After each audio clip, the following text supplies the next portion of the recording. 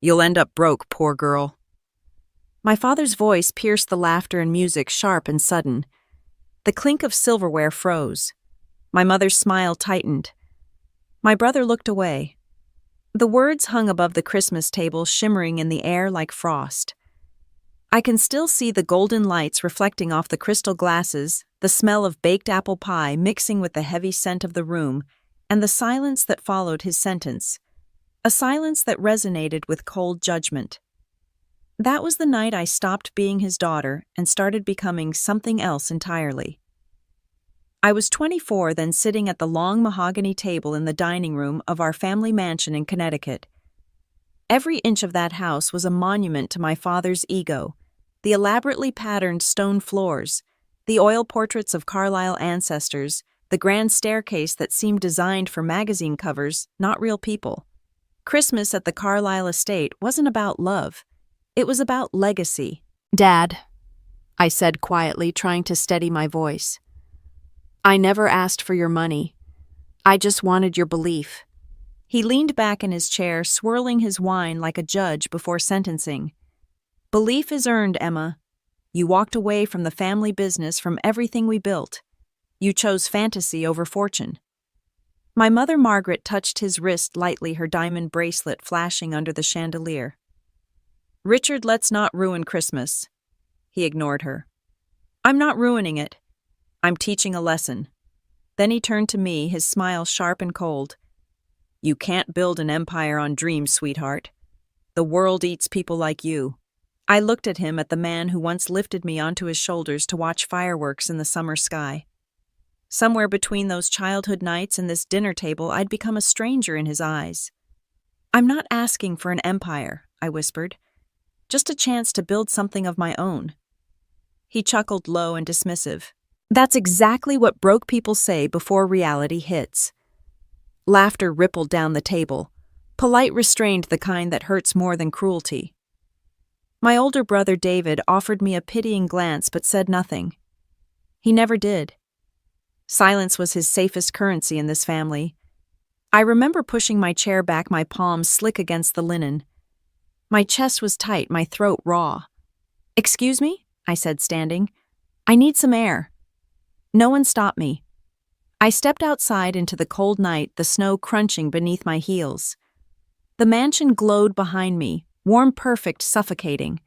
I looked up at the winter sky, the stars faint behind the city haze, and I made a promise to myself I would build something they couldn't laugh at, something that didn't need their approval to exist. Inside, I heard the faint sound of a champagne cork popping, my family celebrating themselves. They'd already forgotten I'd left the table. The next morning, the sunlight came through the guest room curtains, pale and unforgiving. My suitcase lay open on the bed, half-packed. Downstairs, I could hear their voices, calm, detached, like nothing had happened. My father discussing markets, my mother reminding the staff about the New Year's gala, David tapping on his phone. I paused on the landing, watching them. For a fleeting moment, I thought about apologizing, about pretending the night before had been a misunderstanding. But then my father's words echoed again in my mind. "You'll end up broke." I carried my bags down the steps. My mother looked up first. "Leaving already?" "Yes," I said. "I have work to do." She sighed softly. "You're always chasing something, Emma. I just hope you don't lose yourself in the process." "I already did," I replied. "A long time ago." My father didn't even look up from his newspaper. "Good luck out there," he said, the words heavy with irony. "The real world isn't kind to dreamers." I opened the front door and stepped into the snow. My car was waiting in the circular driveway, frost glinting on its windshield. As I started the engine, I caught my reflection in the rearview mirror, eyes, red lips trembling, but beneath the hurt was something else, a spark. That was the moment I understood the truth. Sometimes you have to be thrown out of the house to learn how to build your own foundation. The chilled air drew a sharp line, definitively separating the daughter they imagined from the woman I was determined to become. I sat there for a moment, letting the silence of the engine running wash over me. I drove not with regret, but with a fierce, quiet clarity. That spark was rapidly becoming an inferno fueled by years of silent rage and stifled ambition. I had traded warmth for wind, comfort for risk, and in that exchange, I found a singular, breathtaking sense of power. My hands were shaking, but my heart was steady. The road ahead was empty, yes, but for the first time it was truly mine to map. Driving away, the estate shrank in the distance until it was nothing but a blur of gold and white behind me. Ahead lay an empty road, the winter morning stretching endlessly forward. I didn't know then what I would become. The headlines, the empire, the moment Bloomberg would say my name to the world, but I knew one thing with absolute certainty: I would never let that dinner define me. In the years that followed, my father's voice became both my curse and my fuel. Whenever exhaustion whispered, "Give up," I'd hear him sneer, "You'll end up broke, poor girl." Whenever fear crept in, I'd remember the glitter of his smug smile. That sentence, his sentence, became the foundation of my empire. People like my father build their power through control. People like me build ours through defiance. Looking back now, I realize that night wasn't the end of something. It was the beginning, the moment a humiliated daughter turned into a woman who would one day own the skies he thought she'd never reach. That Christmas, my father gave me no gifts, but he gave me something far better: a reason to rise. I grew up in a house where success wasn't celebrated, it was demanded. Every wall of the Carlyle mansion seemed to whisper the same rule: perfection is proof of worth. My father, Richard Carlyle, built his consulting empire from the ground up, and he expected his children to treat his achievements like gospel.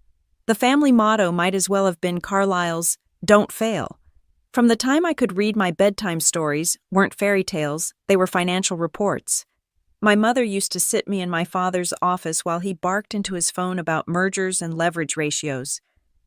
I was 7, the first time he made me repeat the phrase, "return on investment." I didn't even know what it meant, but I learned early that it mattered to him, and so I made it matter to me. When other girls were at sleepovers, I was practicing polite small talk for networking dinners. When they got grounded for sneaking out, I got lectured for bringing home an A- in economics. "Good isn't good enough," my father would say, folding his newspaper. "Excellence or nothing." The pressure didn't just sit on my shoulders, it lived there. Every meal was a business meeting. Every achievement was treated as a transaction. And love was conditional, though no one ever said it out loud. I still remember one night when I was 16. I'd been up for 3 days preparing for a regional business competition my father insisted I enter. I won second place. I came home clutching the silver trophy, trembling with pride, expecting at least a smile. He barely looked at it. "Silver is the color of someone who almost made it," he said. "You'll have to do better next time." That was the night I realized my father didn't raise a daughter. He raised a reflection, one that was supposed to shine back everything he believed about himself. My mother was no better. She played the role of the perfect executive's wife, smiling at charity luncheons and quoting business magazines at the dinner table. Yet sometimes when my father wasn't looking, I'd catch a fleeting weariness in her eyes, the look of someone who had practiced her lines for too long. "Your father built something extraordinary, Emma," she'd remind me, her voice a little too bright. "One day you'll thank him for expecting the same of you." But I never thanked him, because the truth was, I was suffocating. By the time I entered college, my life had been mapped out like a business plan: attend Harvard or Wharton, major in economics, return to Carlyle and Associates, and eventually take over the firm alongside my brother David. There was no space in that plan for curiosity or passion, just legacy. Except I did have a passion. I just kept it hidden. It started with something simple: a field trip when I was 12. Our class visited a small regional airport, and while everyone else complained about the cold wind and the noise, I couldn't look away from the planes. The power, the precision, the way they lifted effortlessly off the ground, it was the first time I'd seen freedom made mechanical. From that day on, I was obsessed. I read everything I could about aviation design, operations, logistics. I hid magazines under my mattress like contraband. At night, I'd imagine myself not as a passenger, but as the person running the operation, orchestrating every takeoff and landing. My father found one of those magazines once. He tossed it onto my desk like evidence at a trial. "Pilots are just chauffeurs with wings," he said. Carlyle's don't serve. We lead. I bit my tongue so hard I tasted blood. I wanted to scream that leading wasn't about controlling people. It was about creating something that lasts. But in our house, you didn't talk back. You obeyed. My defiance was a quiet accounting ledger tallying up my freedom one class and one hidden magazine at a time. By high school, my fascination with aviation had turned into something more serious. I spent hours researching university programs that combined business and aviation management. When my father caught me reading about Embry-Riddle Aeronautical University, he confiscated my laptop for a week. "You'll attend Harvard," he said. End of discussion. I smiled and nodded, pretending to agree. But that night, under the covers, I wrote myself a different promise. One day I'll build something that flies higher than his empire ever could. My brother David followed every rule without complaint. He was the golden child, the one who never questioned, never faltered. My parents adored him for it. I used to wonder if obedience came easier to him, or if he'd simply learned that peace with our father was better than freedom. We drifted apart as the years went by. At family dinners, he'd talk about business expansions and networking events, while I sat silently counting the seconds until I could leave the table. He once whispered to me, "Just go along with it, Emma. It's easier." "Maybe I'm not interested in easy," I'd said. "Then you're interested in pain," he replied. He wasn't wrong. Choosing yourself over family in the Carlyle house was an act of war. In college, I did what was expected on paper.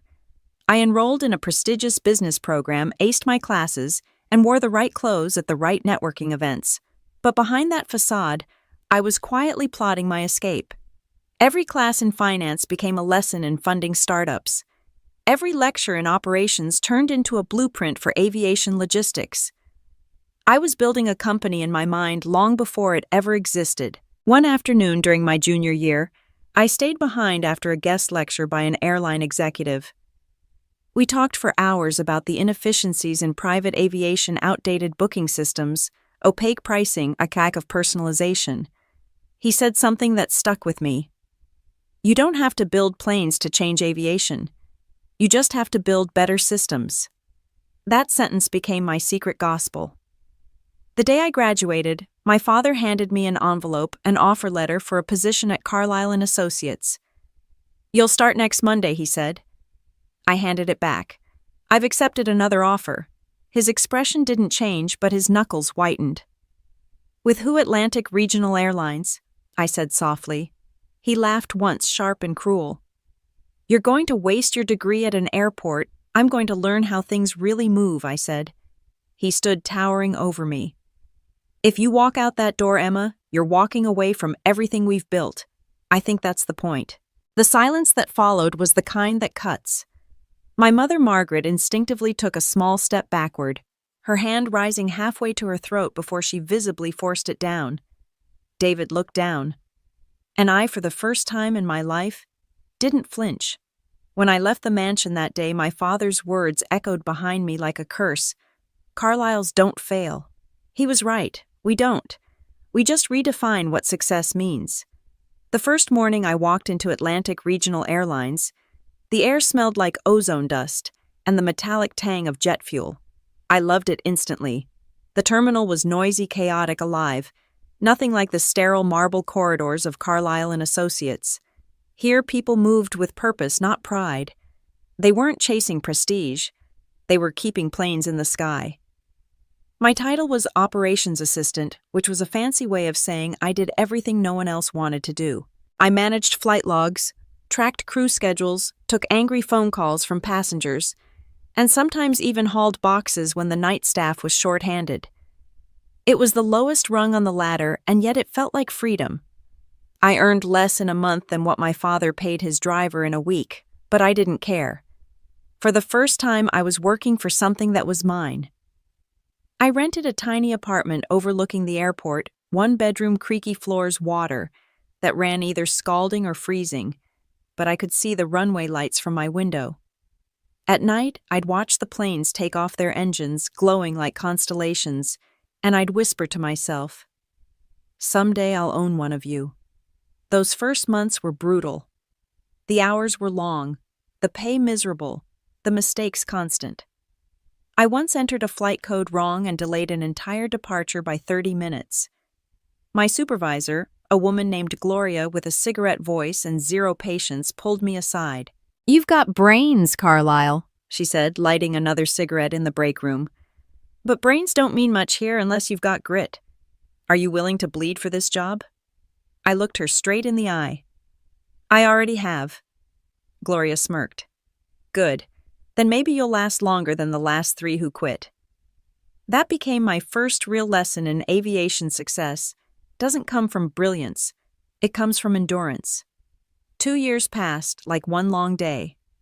I learned everything I could: aircraft maintenance schedules, FAA compliance, crew rotations, logistics, and crisis management. I volunteered for every overnight shift, every last-minute cancellation. I worked Thanksgiving, Christmas, and my own birthday. When my father called during the holidays to check in, I could hear the laughter of their luxury dinner parties in the background. So he said, "Once how's life as a glorified ticket clerk?" I smiled into the phone. "Exhausting and wonderful," he sighed. "When you're done playing, the firm will still be here." I never called back. Then one February morning, a snowstorm hit Boston so hard that the entire airport shut down. Flights were canceled left and right. Chaos doesn't even begin to describe it: passengers shouting, screens flashing, red, crews stranded. I was the operations coordinator on duty. That meant every problem was my problem. One of our high-profile clients, Jackson Ward, CEO of Tech Vision Industries, was stuck in the terminal, desperate to reach Chicago for a board meeting that couldn't be postponed. His assistants were panicking. His pilot had already left. "Ma'am," one of the gate agents said, "Mr. Ward insists he must leave within the hour." "Every commercial flight's grounded," I said, scanning the system. "But wait, there's a repositioning flight to Chicago tonight, a maintenance ferry with 2 empty seats. It's technically not for passengers, but with the right paperwork." I ran to the operations desk, called maintenance, and within minutes I had clearance for a special permit. Then I called Ward's assistant back. "Tell him to grab his coat. We're wheels up at 45. Ward himself found me 10 minutes later. Tall, silver-haired, furious. "Who are you?" he demanded. "Emma Carlisle," I said, handing him the paperwork. "The person making sure you don't miss your meeting." He studied me for a moment, then cracked a grin. "You know, everyone else told me it couldn't be done. In aviation," I said, "impossible just means the wrong person's in charge." He laughed. "Remind me never to underestimate Carlisle." That night, as I watched his plane disappear into the storm, I realized something had shifted. I wasn't just surviving anymore. I was proving myself. 3 weeks later, I got a call. Jackson Ward wanted me to head his company's corporate flight department. The offer doubled my salary and came with something more valuable: exposure to the world of private aviation. I took it without hesitation.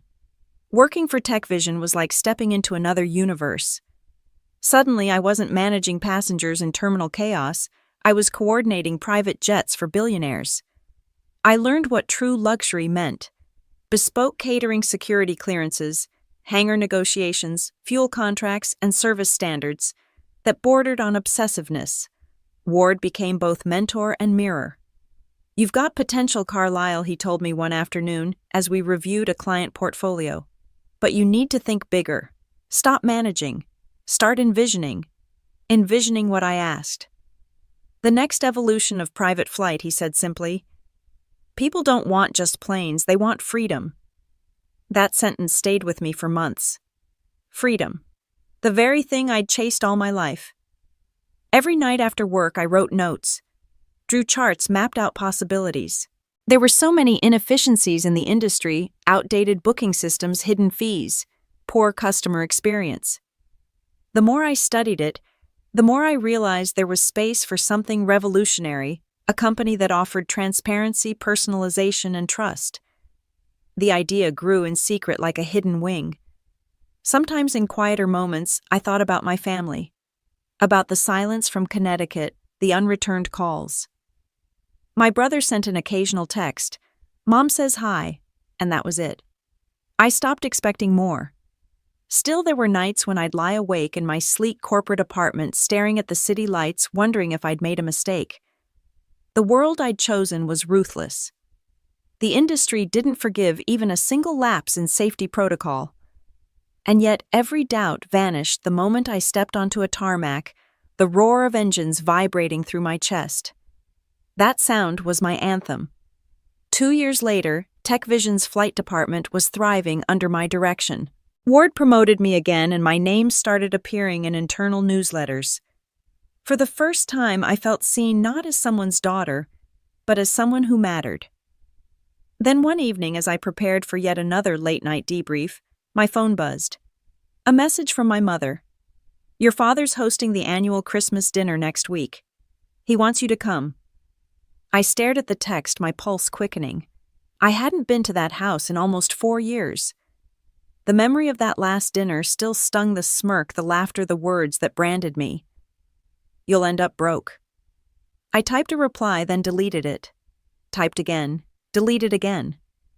Finally, I wrote, "I'll think about it." Then I put the phone down and looked out the window at the city skyline. Somewhere between the blinking lights and the endless horizon, I whispered, "Not yet, Dad. Not yet. But when I come back, you'll see." And for the first time since leaving home, I didn't just believe it, I knew it. By the time I turned 28, I had everything my father said I'd never earn: respect, money, and control. But I still didn't have freedom. Working for TechVision was prestigious, but it wasn't mine. Every decision still required someone else's approval. Every success still had someone else's name on it. The idea for my own company had been living quietly in the back of my mind for years. It started as a whisper on long flights, a scribble in my planner, a voice that asked, "What if you built something better?" I tried to ignore it at first. I told myself it was reckless, unrealistic.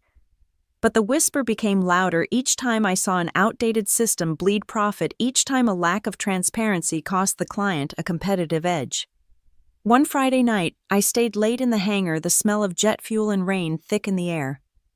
Ward had already gone home, and the building was silent except for the hum of distant engines. I sat on a maintenance crate staring at a jet gleaming under floodlights. Its metal surface caught my reflection, small, determined, tired, but alive. That night I opened my laptop and wrote the first line of my business plan: to give executives back control of their time through transparent, personalized private aviation. That single sentence changed everything. For the next 6 months, I lived a double life. By day, I managed TechVision's growing fleet, negotiating contracts and overseeing flight operations. By night, I became an architect of rebellion, researching regulations, drafting financial models, and building a network of contacts across the industry.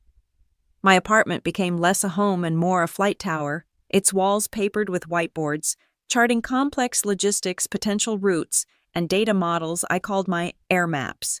I called my idea Helion Aviation. The name came from the Latin helios, meaning sun and lion, a nod to power and independence. It symbolized the balance I wanted: light and strength. I wanted a company that didn't just move people but moved boundaries. I started pitching the concept to people I trusted: pilots, maintenance directors, former executives. Most of them smiled politely and told me it was impossible. "You're too young," one said. "Too idealistic," another added. A few laughed outright. "Private aviation is an old boys' club, sweetheart. You'll burn out before you break in." But I'd heard those words before from my father, from professors, from colleagues who thought ambition had a gender. And I'd spent too many years proving them wrong to stop now. I reached out to Jackson Ward, the one person who had believed in me from the start. We met in his glass-walled office overlooking the city. The winter light made the skyline look sharp and infinite. "You're leaving," he said before I even sat down. "Yes," I admitted. "I want to build something of my own." He leaned back, studying me. "Private aviation eats startups alive, Emma. You'll need capital, aircraft insurance certification, a legal team, a sales force. You'll need blood." "I've already bled for other people's dreams," I said. "It's time I bleed for mine." For a long moment he said nothing. Then he smiled. You remind me of myself 20 years ago. Arrogant, obsessed, and probably right. He opened a drawer, took out a pen, and signed a check. $500,000, he said. Seed capital. I'll take 10% equity, and I'll expect monthly reports. I stared at the paper, unable to speak. Jackson, I don't thank me, he said. Just prove me right. That night as I drove home through the snow, I could barely breathe. The streets glowed with Christmas lights, the same holiday that had once been my breaking point. I thought of my father's voice echoing across that dinner table. You'll end up broke, poor girl. I smiled at the irony. Because now I was broke, but by choice. And I was building something that would make me unbreakable. Helion Aviation was born in a rented office at Bedford Regional Airport, a converted storage room with flickering lights and second-hand furniture. My team consisted of 5 people who believed in me enough to take pay cuts for equity. We worked 18-hour days fueled by bad coffee and blind faith. The first few months nearly destroyed us. Our first aircraft lease fell through at the last minute. A bank delayed our financing for 6 weeks. A major client canceled their contract days before launch. There were nights I slept on the office couch, wrapped in a company hoodie, wondering if my father was right all along. Then, just as we were running out of time and money, an opportunity appeared. A mid-sized tech CEO's flight was canceled by another charter company, and he needed urgent transportation for an investor meeting. Every other provider said no. We said yes. I personally oversaw the flight, handled catering, checked the cabin myself, even drove the client to the tarmac. The flight went perfectly. The next day, he signed a 6-month contract. A week later, he posted on social media, Helion Aviation delivers what others only promise. That single post changed everything. Within a month, we had 3 new clients. A trade magazine featured us in their Innovators to Watch section. Suddenly, the calls started coming. Small contracts first, then corporate ones. I watched our revenue graph rise, for the first time, the red line finally turning black. But success didn't erase exhaustion. I still worked every day, every night, missing birthdays and sleep. My friends stopped calling. My mother texted occasionally. We heard you're doing something with planes, but I never replied. I wasn't ready. Not until I had something undeniable to show them. 6 months later, Helion Aviation turned its first profit. It was small, barely enough to cover bonuses, but it was ours. That night I took my team to a cheap diner near the hangar. We toasted with paper cups of lukewarm coffee. To survive, I said, raising my paper cup. No one of my pilots, a grizzled man named Frank, corrected me with a smile. To altitude. And not looking down. The room filled with laughter. For the first time in years, I felt light. Not because I'd made it, but because I finally understood what making it meant.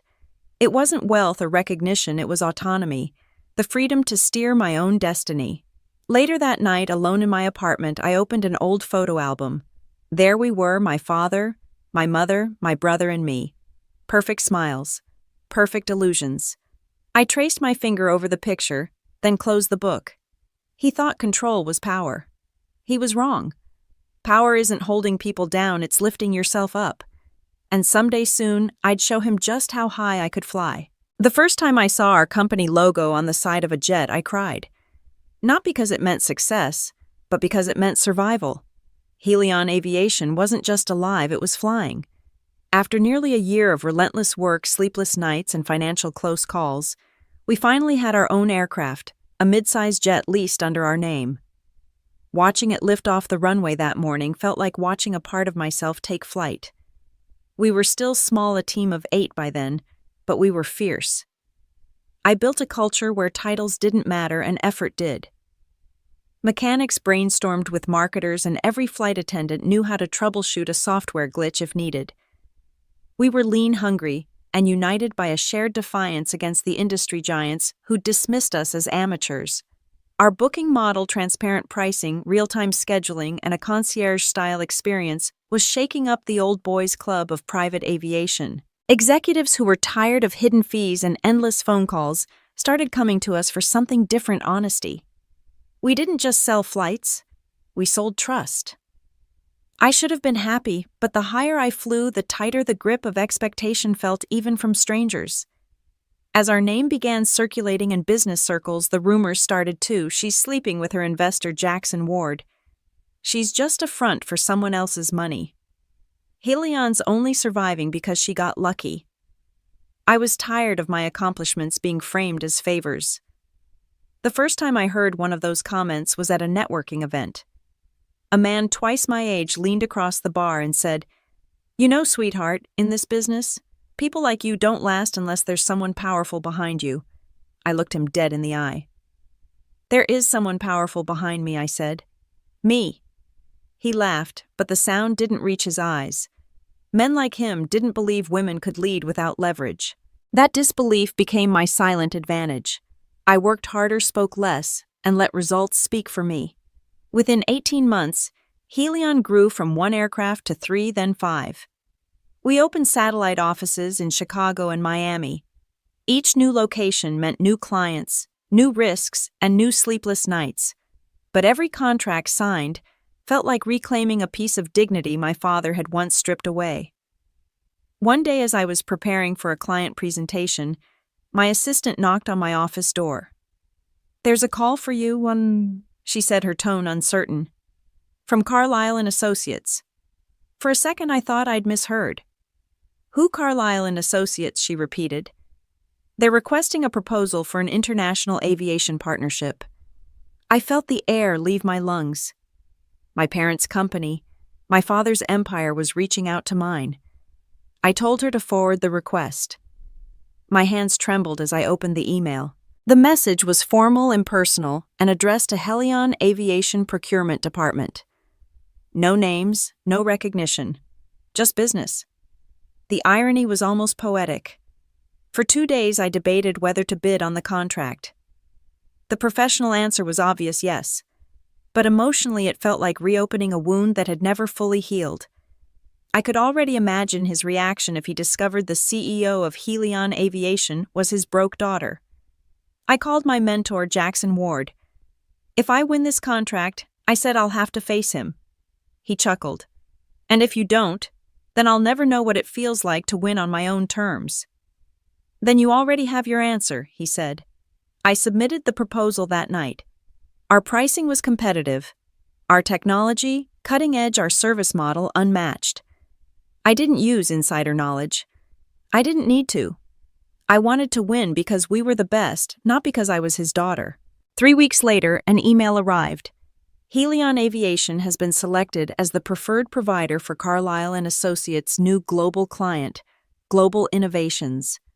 My hands shook as I read it. The contract was massive, our biggest yet. It would triple our annual revenue. But more than that, it meant I'd be face to face with the people who had dismissed me as a failure. The next few days were a blur of preparation. Our team upgraded the interiors of our jets, refined service protocols, and customized every detail for Global Innovations executives. I handpicked the crew myself. Every champagne flute, every thread count of the linens perfect. The night before the flight, I couldn't sleep. I kept picturing his face, the smirk, the sneer. I wondered what he'd say when he saw me now. By morning, the hangar was buzzing with activity. Our Gulfstream G700 gleamed under the floodlights, polished to perfection. I checked every inch from the scent of the cabin to the placement of the welcome gift bags. I was about to oversee the most important client flight of my career, and it wasn't just business. It was personal history rewritten. Then came the moment. A sleek black Mercedes pulled up to the terminal. The doors opened, and I saw them, Richard and Margaret Carlyle, stepping out beside their client, the CEO of Global Innovations. My father looked older, but his confidence hadn't aged a day. My mother's pearls glinted against her cream suit, her posture flawless as ever. They hadn't seen me yet. From behind the glass doors, I could hear fragments of conversation. "Our daughter," my mother was saying with a polite laugh. "She chose to work in aviation of all things. Such a pity she could have been running the firm by now." Their client, Mr. Hayes, smiled. "Sometimes the unconventional path works out better than expected." "Oh, I doubt it," my father replied smoothly. "Aviation's a tough business. She'll come around when reality sets in." Reality had already set in, I thought, and it was standing right in front of them. I took a breath, straightened my jacket, and walked forward.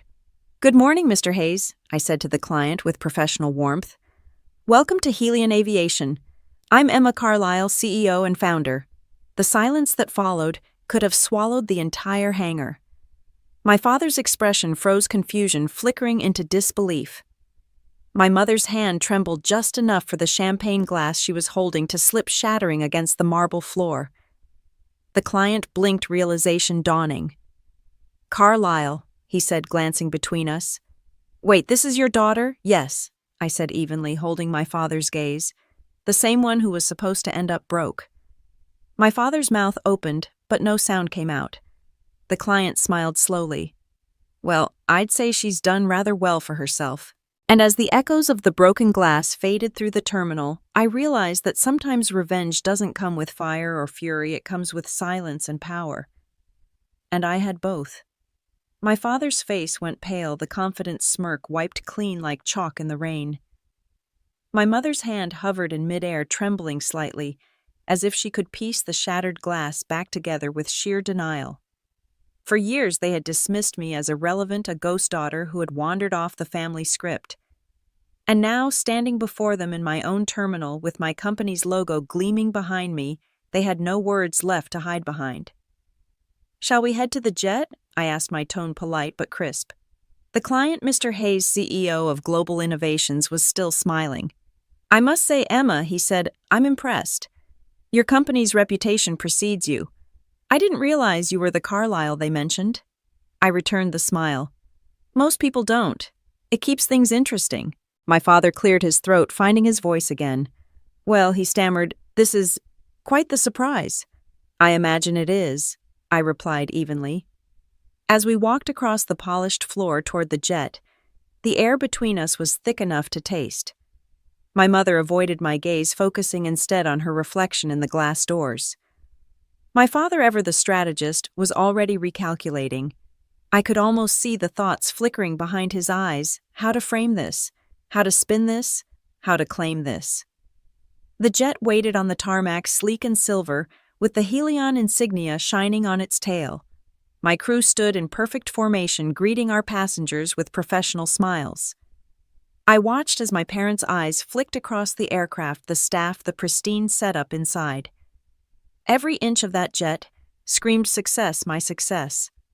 Inside, I gave the client a brief tour, the handcrafted leather seats, the private conference cabin, the built-in espresso machine tuned precisely to his taste. "We've prepared the exact brand of single malt whiskey you prefer, Mr. Hayes," I added. He raised an eyebrow. "You did your homework." "At Helion," I said, "we always do." As I spoke, I could feel my father watching me, silently assessing. He'd once told me, real leadership isn't charm, it's control. At that moment, I realized how wrong he'd been. Leadership wasn't about control. It was about creation. And I had created something far beyond his comprehension. When everyone was seated, I took my place across from Hayes. My parents sat across from me side by side, like defendants in a quiet trial. The engines hummed softly as the jet taxied toward the runway. Hayes turned to me, his interest genuine. "How long has Helion been operating, Ms. Carlisle?" "6 years," I said. "We started with 1 aircraft, a tiny office, and a team of 5. "Remarkable," he said. "You've built quite the empire." I caught the word empire. It hit me like a note from a forgotten song. "You can't build an empire on dreams, sweetheart." My father's voice echoed from the past. But here it was proof that I did. My mother's smile was tight, her eyes darting between Hayes and me. "Of course," she said, "we always encouraged Emma's entrepreneurial spirit." The audacity nearly made me laugh. Encouraged, they'd buried it under shame and expectation. Hayes nodded politely. "It's rare to see such a successful family lineage. Seems determination runs in your blood." Maybe, I said softly, meeting my mother's eyes. Or maybe it runs despite it. The silence that followed felt less like a pause and more like a compression wave tightening the air inside the pressurized cabin. As the jet climbed through the clouds, Hayes and I continued discussing business expansion strategies, cost structures, sustainability, and private aviation. My parents sat there, witnesses to every number, every projection, every sentence that proved how far I'd come without them. I could see my father's jaw tighten as he realized how fluent I'd become in the language he once claimed only he could teach me. At one point, Hayes leaned forward. "We're considering extending this contract globally," he said. "Would Helion be equipped to handle transatlantic and Asian operations?" "We already are," I replied. "Our European division launches next quarter." My father blinked. "European division," I turned to him. "Yes, Dad. I've been busy." His lips parted as if to speak, but no sound came out. For the first time, I saw something I'd never seen in his eyes before, not anger, not disappointment, but confusion. The kind of confusion that comes when the world shifts beneath your feet and you realize you're no longer the center of it. After an hour, Hayes excused himself to take a call, leaving us momentarily alone. The cabin felt smaller without his presence, the air heavier. My mother was the first to speak. "Emma, you should have told us." "I tried," I said. "Several times. You weren't listening. That's not fair." "No," I cut in quietly. "It's honest." My father shifted in his seat, his tone flat. "You've made your point. You've done well for now. Don't mistake luck for permanence," he said. "This isn't about proving a point," I said. "It's about showing you that your version of success wasn't the only one." He looked at me for a long moment, then turned away.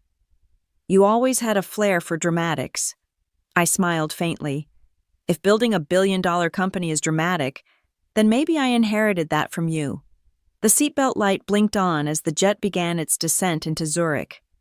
My hands rested calmly on my lap, but inside something was shifting. The need for revenge was fading, replaced by something purer, recognition. I didn't need them to apologize.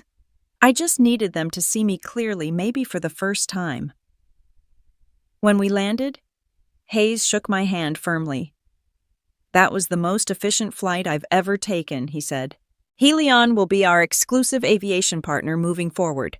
My father managed a thin smile. "Congratulations, Emma." I looked at him steady and sure. "You too," I said.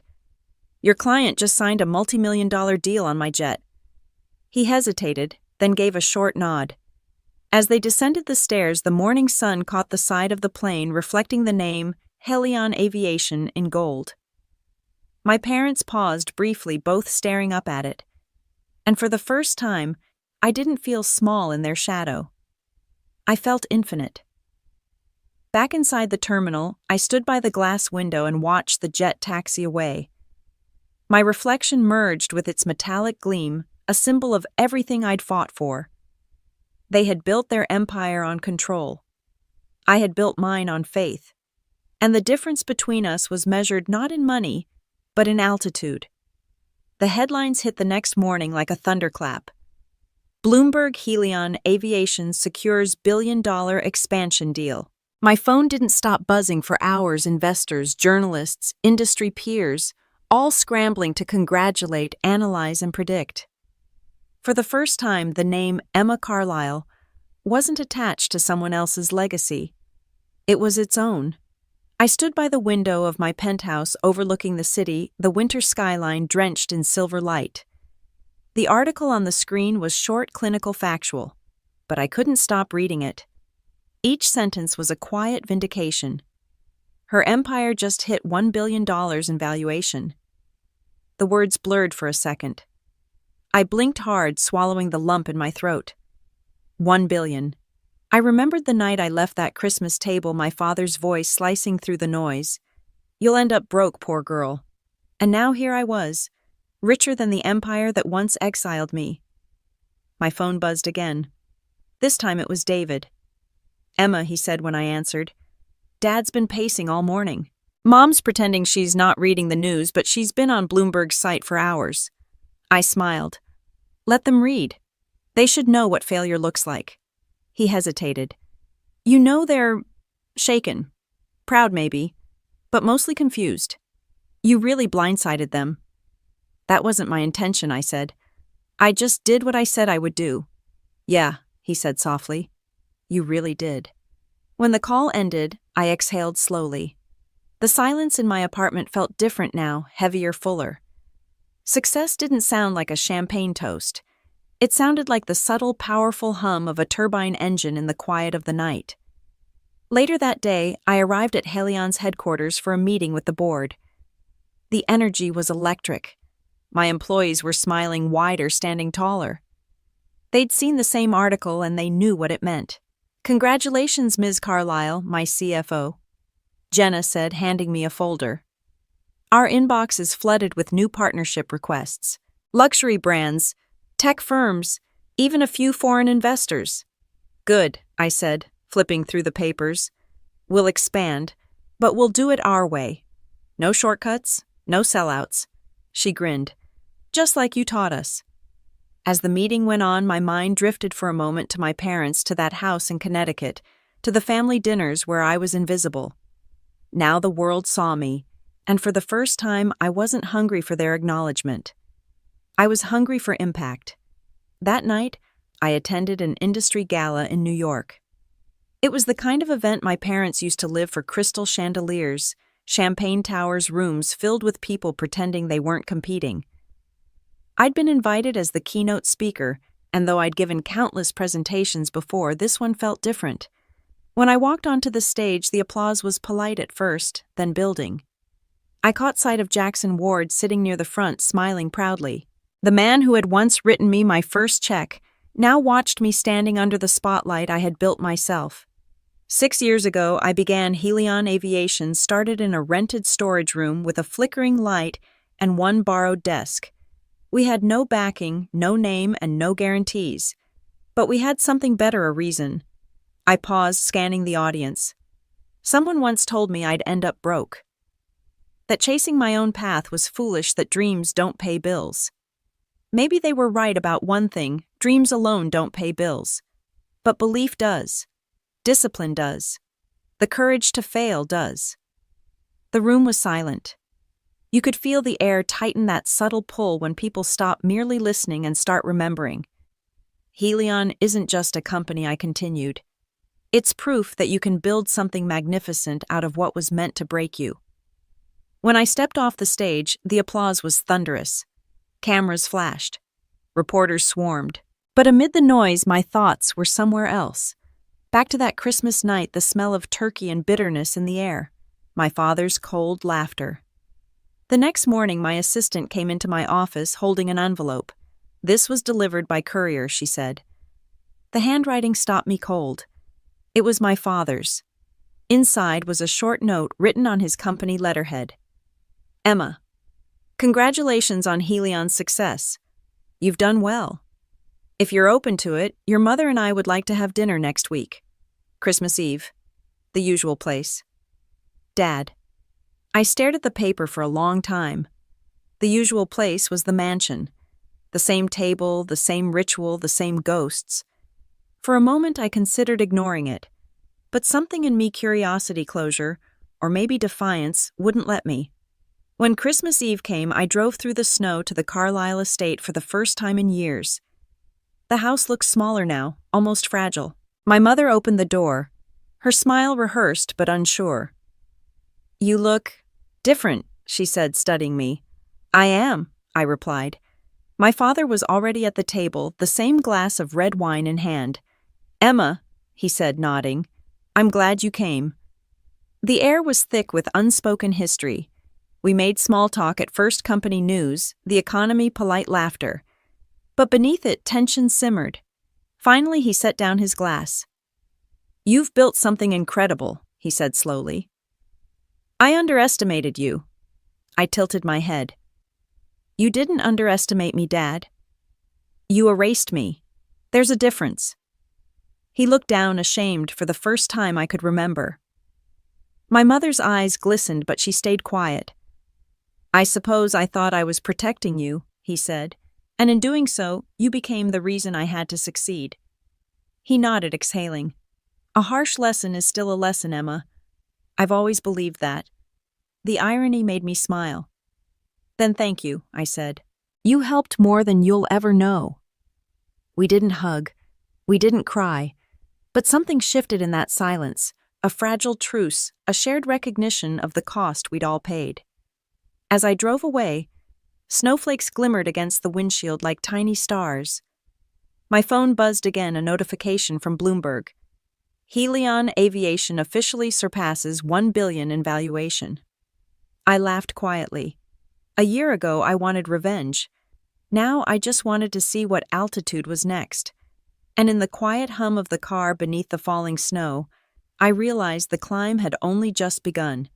For weeks after that Christmas dinner, my phone didn't stop ringing. Reporters wanted exclusives. Investors wanted meetings.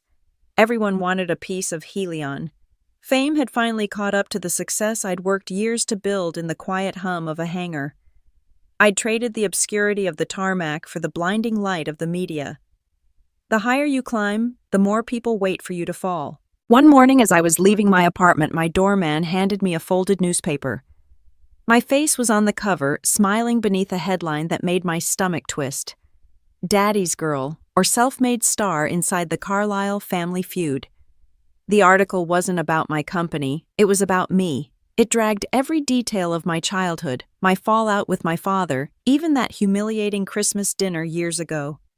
My mother's carefully composed quotes were sprinkled throughout. "We always supported Emma's ambitions.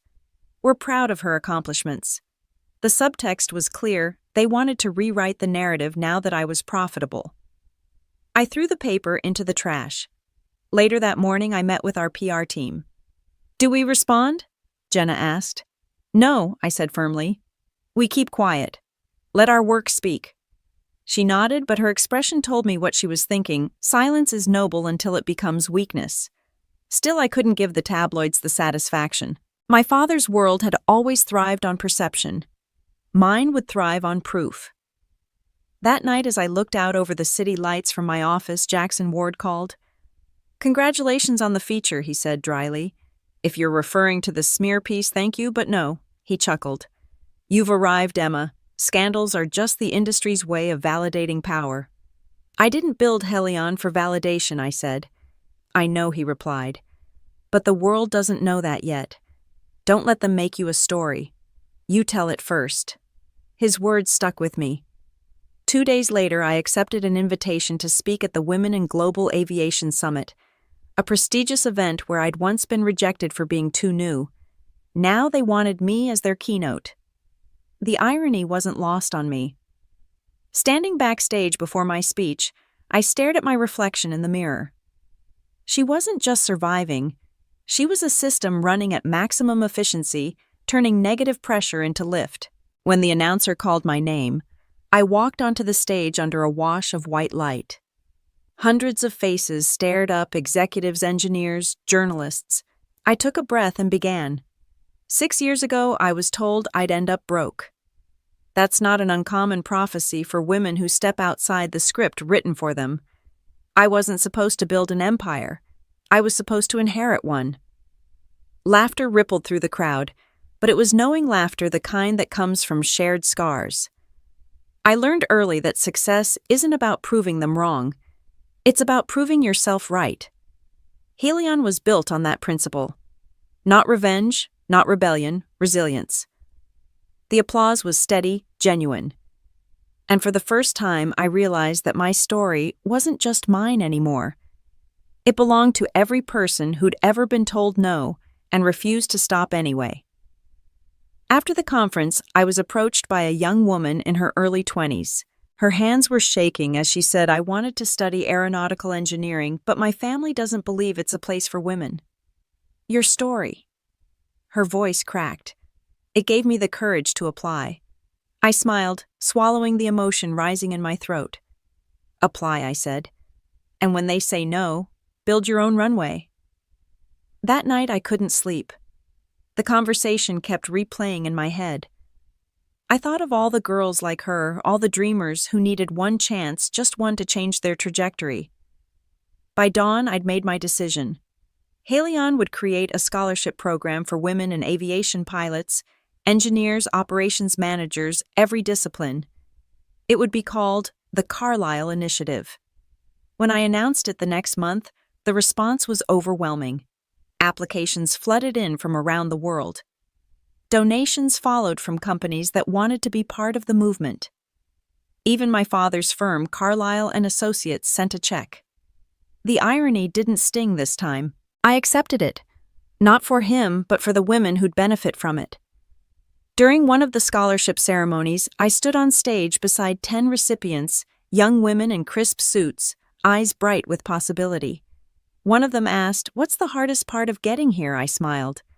"Believing you deserve to be here before anyone else does." When the event ended, I lingered in the empty hall looking at the banners with Helion's logo. My mother approached quietly. I hadn't seen her since Christmas. "You're doing something good, Emma," she said softly. "I'm trying to," I replied. She hesitated. "Your father, he wanted to come today. Why didn't he?" Her lips pressed together. "He's proud, but pride doesn't let him show it." "You know him." "I used to," I said. "I'm not sure I do anymore." She sighed. "He talks about you constantly now. He says you've built something even he can't comprehend." For a moment, the years of resentment softened. Maybe comprehension was never the goal, I said. Maybe I just needed to be seen. She reached out, brushing a strand of hair from my face like she used to when I was a child. "You are darling. The whole world sees you now." After she left, I stood there alone, the room quiet except for the hum of distant city traffic. Her words lingered, "The whole world sees you now." It was true. I was seen, admired, quoted. But visibility comes with a price. As I rode back to my office, my driver handed me a tablet. "You'll want to see this," he said. A new article had just been published.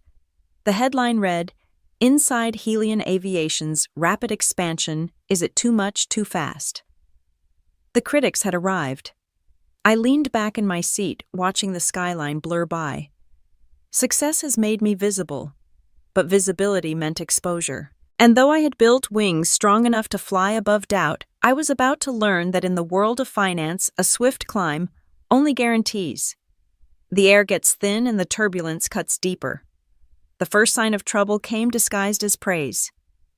"We love growth, Emma, but growth this fast often compromises integrity. Are your margins holding the weight?" one investor said during a quarterly review. "We built Helion with stress-tested margins, not guesswork," I replied, my voice steady. "The structure is sound." But behind my confidence, I felt the pressure tightening like air thinning at high altitude. Growth brings admiration, yes, but it also brings scrutiny. And soon that scrutiny turned sharp. The Wall Street Journal ran a piece titled, "The Risk of Rapid Ascent, Helion's Billion-Dollar Gamble." They dissected every move I'd made, questioning our expansion speed, our staffing model, even my leadership style. Overnight, my inbox filled with panicked emails.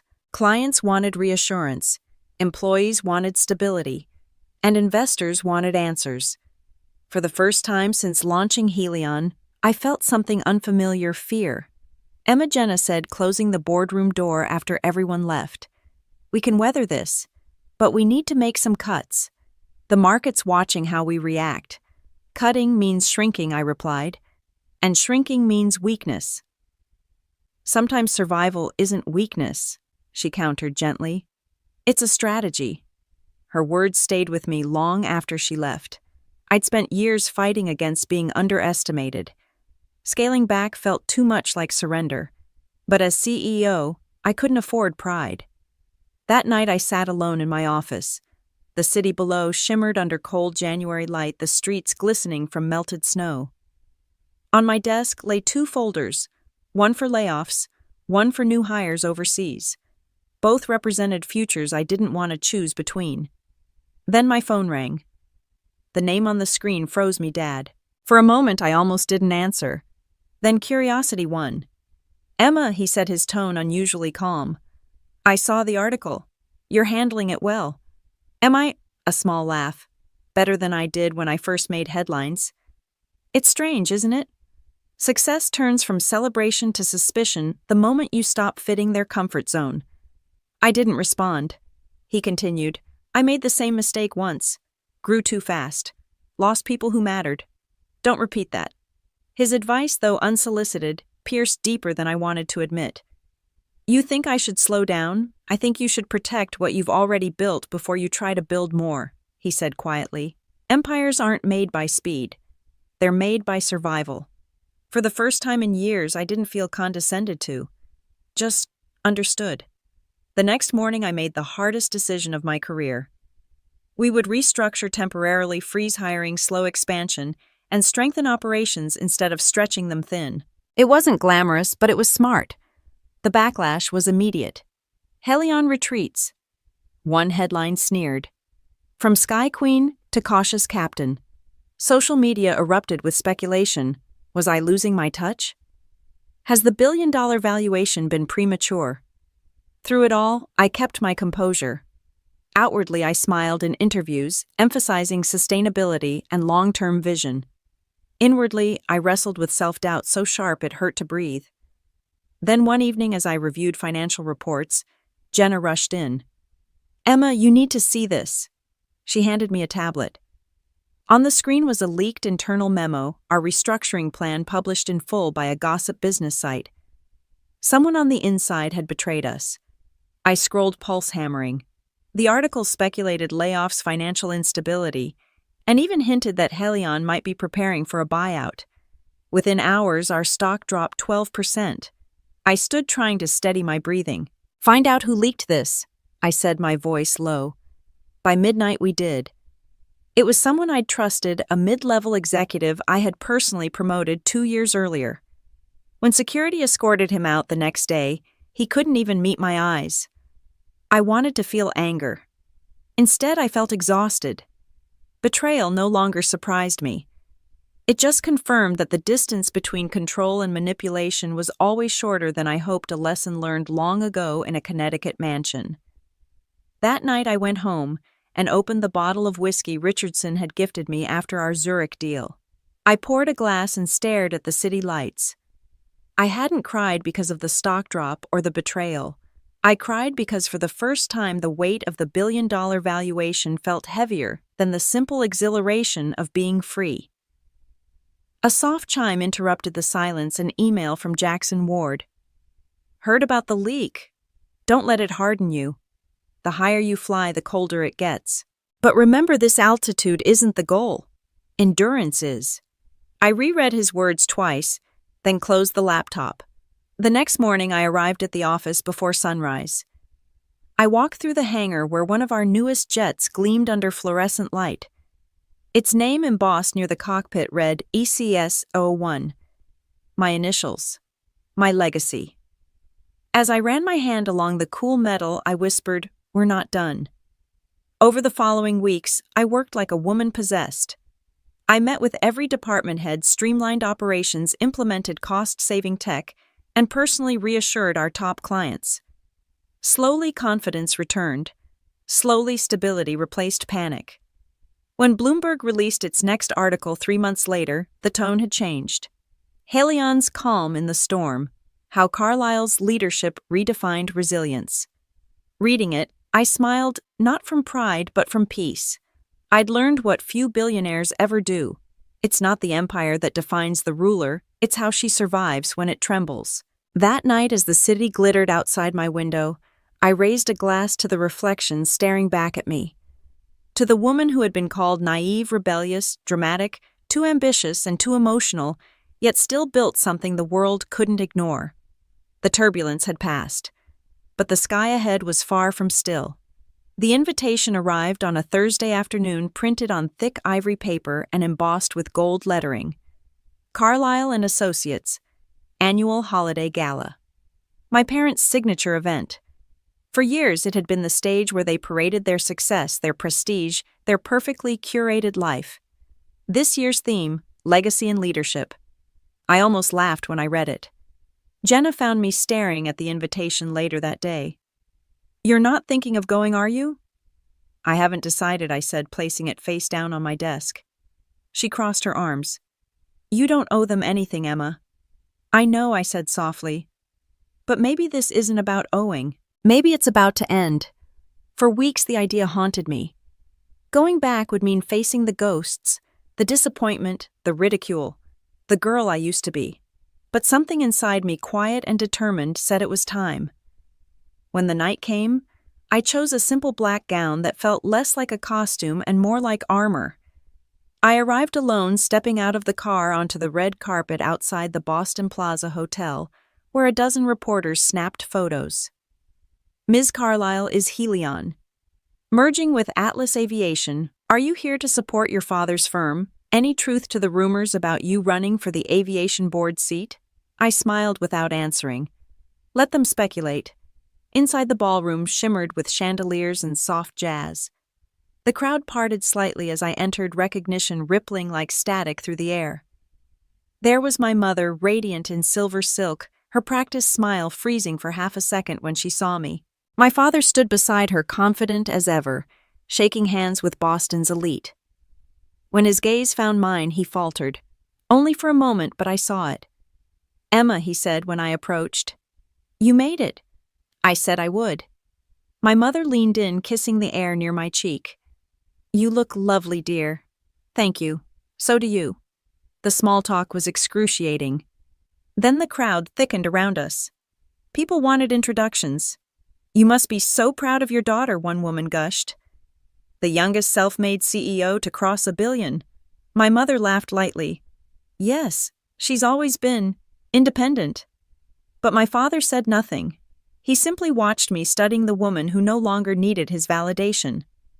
Halfway through the evening, the lights dimmed and the MC took the stage. Tonight, he announced, "We celebrate legacy. And no family has defined business leadership in Boston quite like the Carlyles." Applause filled the room. My father was invited up first, giving his usual speech about discipline, resilience, and vision. I'd heard it 100 times growing up, sitting at the back, unnoticed. But tonight I was listening differently. It wasn't authority I heard, it was ego. And finally the MC continued, "We'd like to honor the next generation of leadership, Ms. Emma Carlyle, founder and CEO of Helion Aviation." The spotlight found me before I could even react. My father's eyes widened. He hadn't known.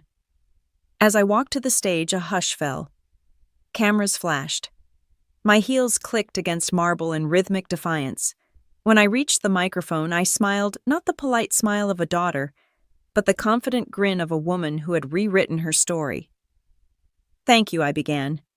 "It's surreal to be standing here tonight. A decade ago, I sat in this same ballroom listening to speeches about legacy and success, wondering if there was any place for someone like me in that definition." Soft murmurs rippled through the crowd. I was told success had rules, that it had a pedigree, a formula, a family name attached to it. I believed that once, until I realized rules are just the walls we build to contain other people's fear. Someone near the front gasped quietly. I built Helion. Not because I wanted to prove anyone wrong, I continued, my eyes flicking briefly to my father, but because I wanted to prove that leadership doesn't have to look like what we were taught. It doesn't have to wear a suit, or come from approval, or follow a path someone else designed. The room was silent. My mother's face had softened, but my father's expression was unreadable. "Legacy," I said finally, "isn't something you inherit. It's something you earn." Applause erupted, growing louder, filling the cavernous hall until it became thunder. I stepped off the stage, heart pounding not from nerves, but from the quiet satisfaction of closure. As the crowd began to disperse, I felt a hand on my arm. My father stood there, face pale but composed. "You've become quite the speaker," he said. "I had good teachers," I replied. He hesitated. "I wasn't always fair to you." "No," I said softly. "You weren't." He exhaled slowly, the weight of years pressing on his shoulders. "I regret the way I handled things," he said, his voice quiet, lacking its usual commanding tone. It was suboptimal leadership, but I will always believe the fight was necessary. "I don't expect forgiveness," I said. "Just maybe understanding." He looked relieved, almost grateful. Before I left, my mother approached, taking my hands in hers. "I was wrong too," she whispered. I used to think success meant control. But watching what you've built, it made me realize control isn't power. It's fear. Fear is what keeps people safe, I said. She smiled faintly. And sometimes it's what keeps them small. As I walked out of the ballroom, the sound of applause from another speech echoed behind me. But this time it wasn't mine to hear. It didn't matter. Outside, snow had begun to fall thick and soft, blanketing the steps of the hotel. I tilted my head up, letting the flakes melt on my skin. For the first time in years, I felt light. When I reached my car, Jenna called. So she asked, "Was it worth it?" I looked back at the hotel one last time, its golden lights glowing against the dark sky. "Yes," I said. "It was the last ghost." As the driver pulled away, I opened my phone and glanced at an email notification from Bloomberg Helion Aviation named Global Innovator of the Year. I smiled to myself. The world was watching. But this time, I didn't need to prove anything. Legacy had found me, but on my terms. And as Boston faded behind me in the snow, I realized the empire was built not on fortune or fame, but on the singular decision to choose flight over fear. The climb continues. The battle to define my own worth was over. The commitment to maintain it had just begun. The day after my father's funeral, I returned to the office earlier than usual. The city was still half asleep, its streets slick with rain and silence. I walked through the quiet halls of Helion, past the portraits of our fleet and the team photos from our early days. Every image told a story of struggle growth and the cold, calculated precision required to beat the odds. The finality of my father's passing had not brought rest, but rather a profound change in perspective. The family battle for validation was done. Now only the business remained. I carried his last silent directive, the need to protect his company's fragile standing, like a new flight plan. I stopped in front of one picture, the first team we ever had. 5 people in a cramped office smiling at a future none of us could have predicted. My younger self stared back at me, hopeful and hungry. I almost didn't recognize her. For years I thought that girl was gone. But standing there, I realized she'd never left. She'd just evolved. Jenna found me a few minutes later carrying 2 coffees. "Didn't expect you in so soon," she said softly. "I didn't either," I admitted. "But this place feels grounding." She handed me the cup. "We've had messages all morning. Clients sending condolences, board members offering time off. You should take some." I shook my head. "No. Work helps. It's the only rhythm I know." She smiled faintly. "Then let's get back to it." The day unfolded in its usual blur: meetings, reports, calls. But something in me was different. Every conversation felt slower, more intentional. Grief has a way of stripping away the noise, leaving only the essential flight plan. That afternoon, during a break between meetings, I walked out to the hangar.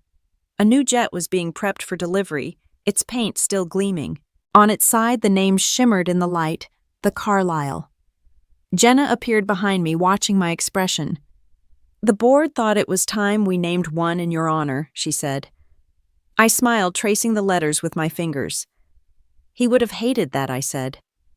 "Then it's perfect," she replied. We both laughed quietly, the sound echoing against the metal walls. Later that evening, I sat in my office alone.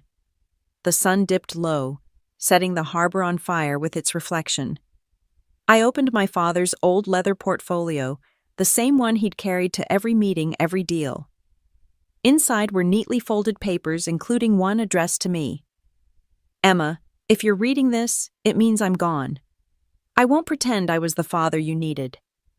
I taught you to fight the world, but never taught you how to love it. You built something extraordinary, and though I was too proud to say it, I've never been more in awe of anything in my life. I hope one day you'll see that my harshness wasn't meant to break you. It was the only way I knew to prepare you. You proved me wrong, and I've never been happier to be wrong about anything. Now take that lesson and apply it. Carlyles do not leave capital exposed." Tears blurred the words. I read the letter twice, then folded it carefully and placed it back inside. For the first time, I felt no anger, no bitterness, just an ache that was oddly tender. Tucked beneath the letter was the small leather-bound journal he had pressed into my hand at the hospital. I opened it. It wasn't a diary. It was a crisis plan. His meticulous handwriting detailed the critical flaws in CNA's proposed Asia acquisition, a multi-billion-dollar deal that would either secure their legacy or destroy it. The note on the inside cover simply read, "Protect the line." That night I sat on my balcony, the city lights flickering below like constellations trapped on Earth. The cold air stung my cheeks, but I stayed. The grief came not as a storm, but as a quiet tide pulling then receding, leaving space for something new. Peace. The next few weeks became a strange blend of endings and beginnings.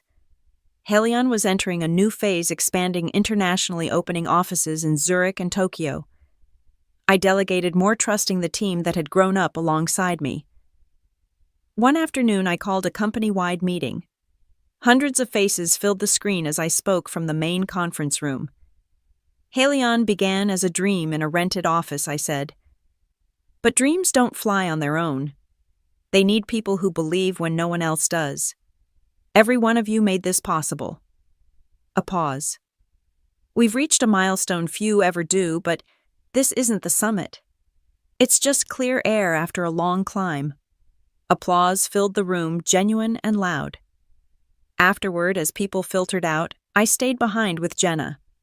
She looked at me curiously. "So what's next for you?" I hesitated, then smiled. "I don't know. For the first time in my life, I'm okay not knowing." That weekend, I visited my mother for the first time since the funeral. She met me at the door with tired eyes and a soft smile. "I watched your interview last night," she said. "You looked happy." "I am," I said simply. We sat in the kitchen where I'd once been lectured about grades and expectations. It felt smaller now, like time had shrunk it. "I used to think your father's way was the only way," she said quietly. "Discipline, perfection, control. But watching you build Helion, you did it with compassion. That's the part he never understood." I reached across the table and took her hand. "Maybe that's how I honor him, by doing it differently." She nodded, eyes glistening. "He'd be proud of you, Emma, even if he'd never admit it." As I drove home that night, the highway stretched out like a ribbon of light. For the first time, I wasn't chasing something ahead or escaping something behind. I was just moving free, unburdened, alive. Weeks later, on the anniversary of Helion's founding, I stood before my team in our new hangar. We were unveiling our next generation of aircraft, sleek, efficient, sustainable.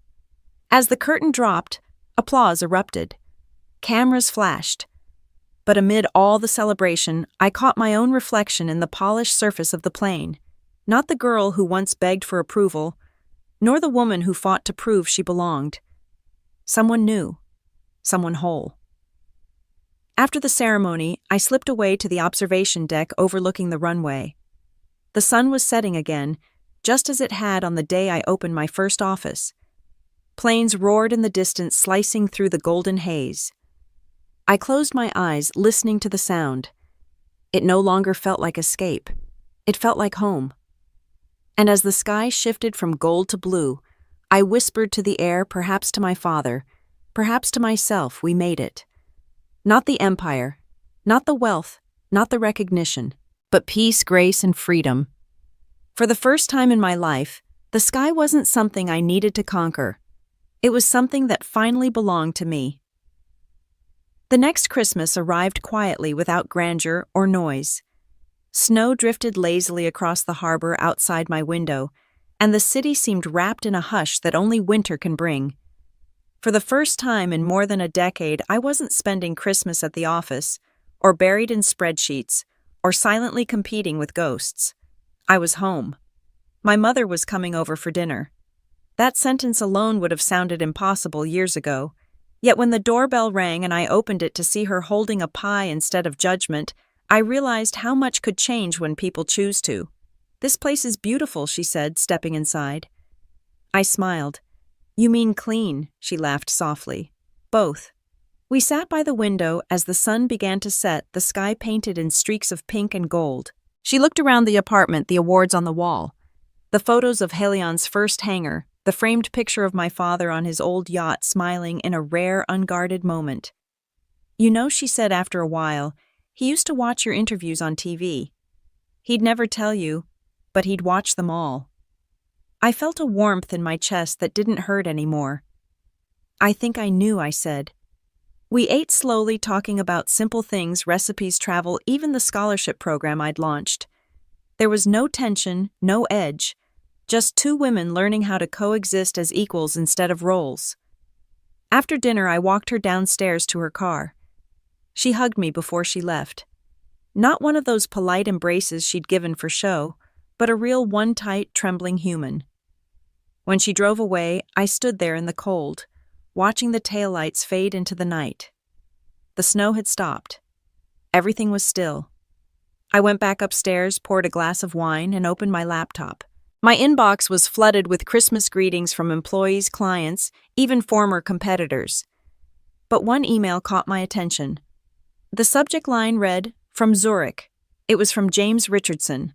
"Emma, we've finalized our European expansion, and we'd like Helion to handle all executive travel. You've built something extraordinary, something that represents not just excellence but integrity. I still remember that morning at your terminal when your parents dropped their champagne glass.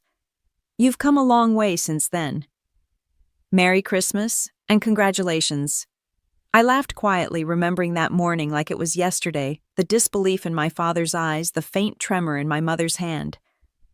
Now it felt like another lifetime. I replied simply, "Thank you, James." The assent was worth the turbulence. When I closed the laptop, I caught my reflection in the window. For a long time, I just stared. The woman looking back wasn't chasing approval anymore. She wasn't haunted by failure or consumed by revenge. She was steady, grounded, and free.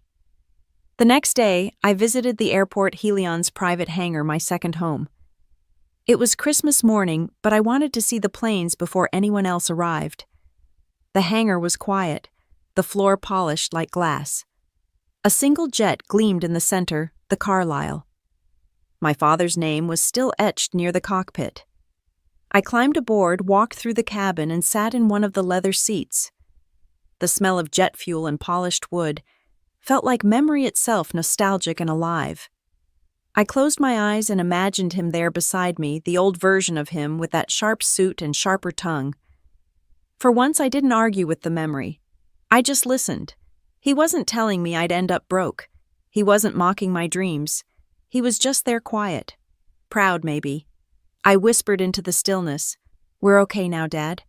When I stepped outside, the sun had just begun to rise. The light hit the plane, turning it gold. I pulled out my phone and snapped a photo. The caption came easily. "Every empire starts with one leap of faith."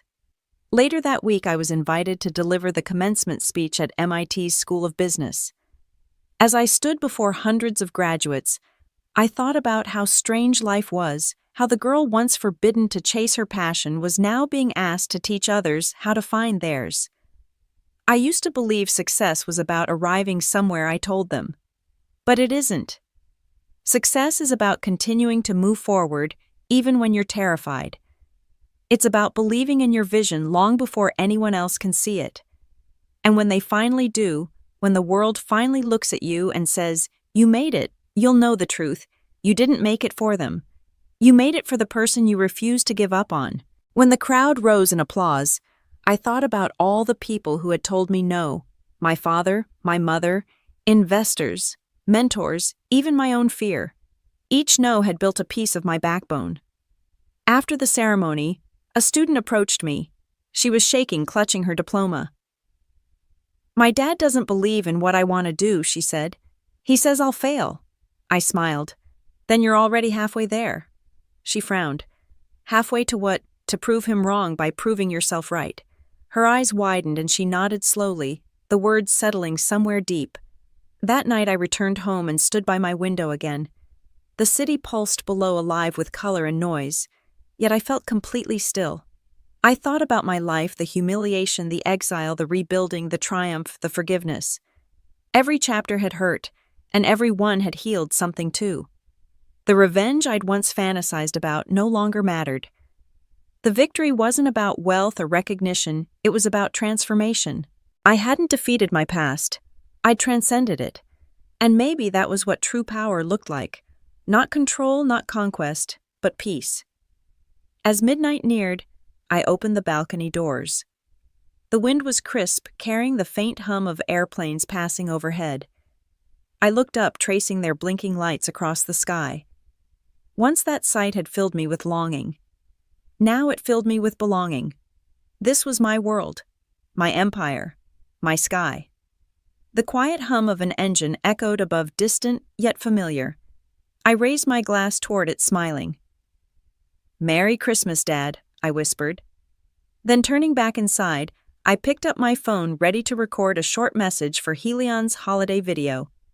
"Hi, everyone," I began, smiling at the camera. "I just want to say thank you for believing, for building, for daring. Every single one of you is proof that dreams don't just fly, they land. Merry Christmas, Helion family. And remember, never let anyone tell you how high you're allowed to go." I hit stop, set the phone down, and looked one last time out the window. The city lights glowed like stars fallen to earth. And for the first time, I felt the unmistakable certainty of a perfect landing.